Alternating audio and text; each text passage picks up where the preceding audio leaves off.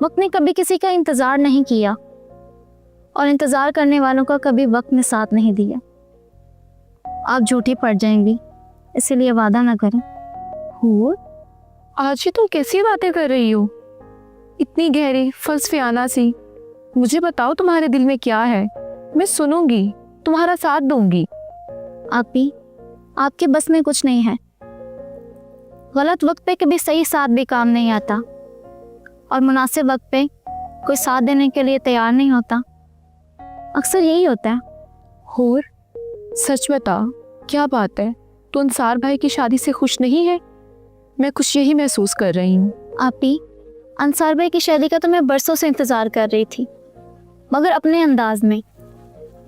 अंसार भाई की शादी की भला मुझसे ज़्यादा खुशी किससे हो सकती है? मुबारक हो नाजिया, अगले माह की 16 की बारात है और 17 का वलीमा, और ज़्यादा टाइम नहीं है। अब हम दोनों ने शॉपिंग करनी है।